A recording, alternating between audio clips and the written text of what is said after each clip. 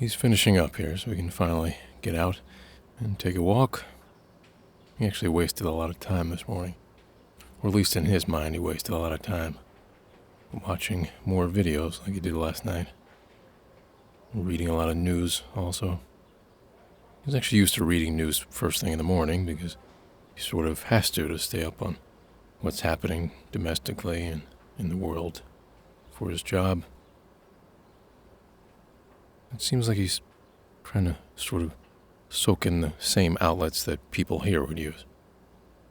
He skimmed some articles about college, the cost of college and getting more people there, and some news, and some pretty long opinion pieces on Trump's atrocity du jour from some seemingly esteemed pundits, I guess. He still gave the impression that he was looking for something, just wasn't finding what he was looking for. At some point, he took some liberties with some eggs and toast that were in the kitchen and mistakenly sat down on the TV remote, which gave him the bad idea turning that on, and even reminding himself that this was daytime TV. It physically hurt him a little bit watching it. Between the talk shows and commercials, and soap operas and infomercials and cable news, just felt like poison. Not like, poisoning your mind with information, just, there was just something dark about it. That's what I was reading on him anyway. Then he decided to go through every station, one by one, by hitting the up button on the remote every 3 or 4 seconds. He actually learned a lot doing this. It was just one highlight of absurdity after another highlight.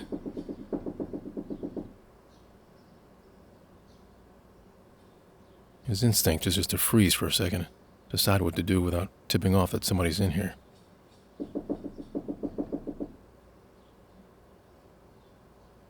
He knows he's not expecting anybody.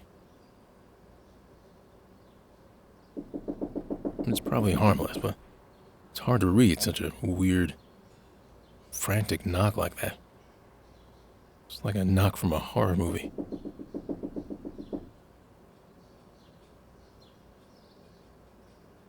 The door's locked, but his heart's still beating out of his chest.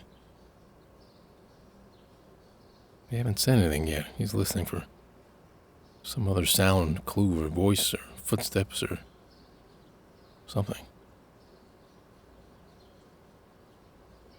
Oh, come on.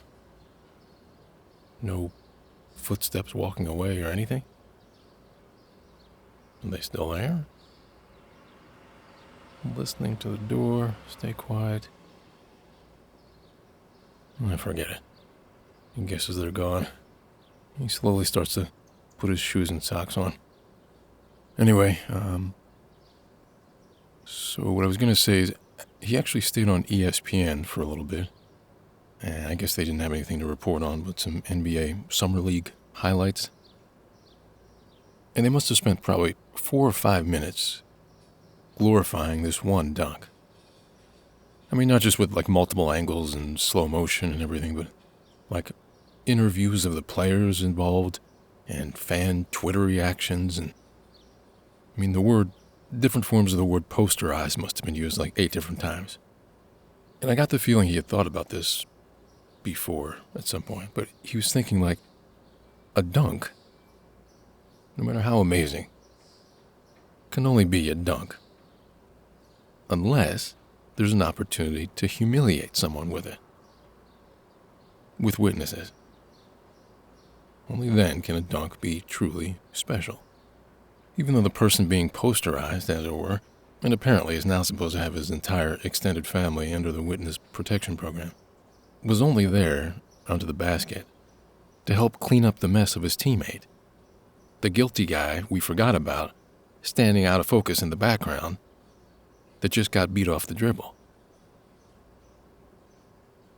It's fine, he was thinking. But also, it's not. It used to be fine. It's not a good sign. He wondered how the anchors and commentators really felt about it.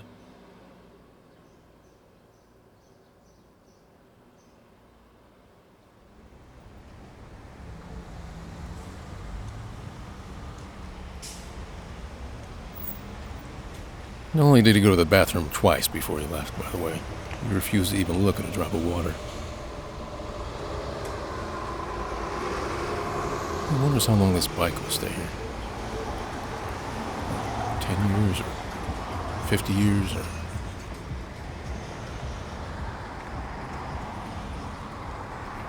He kind of just went to the same corner as yesterday, without even thinking about it. Like it was home base.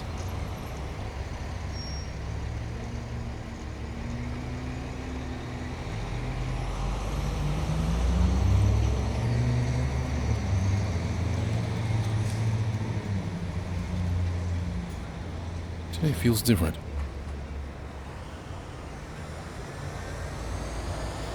Can't quite put his finger on why. Still a nice day, just different.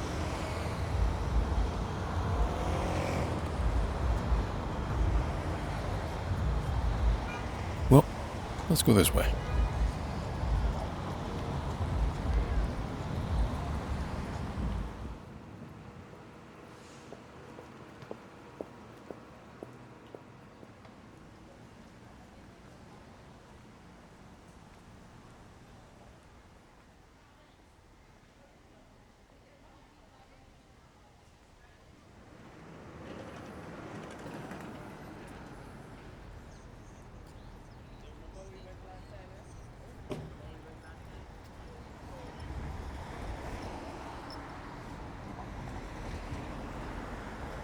He thinks he might be going into a acidic area again. I forgot he actually spent some time this morning reading about the community. The more he read, the more confused he was. Not like ideologically, just the rules alone. It was just so inconsistent and confusing. It's no wonder different factions break off so much. Not just with them, like other religions too.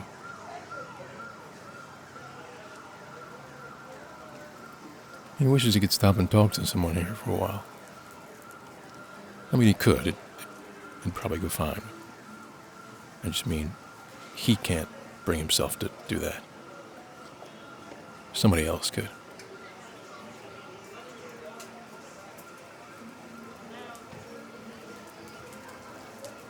Besides feeling a little self-conscious, he's thinking about the emotional value of being suffocated by the hands of your own provider.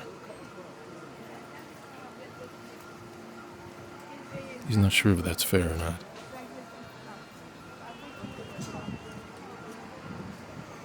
He feels like he just broke into and out the other side of a bubble. He imagined someone close by would love to convince him that the opposite was true.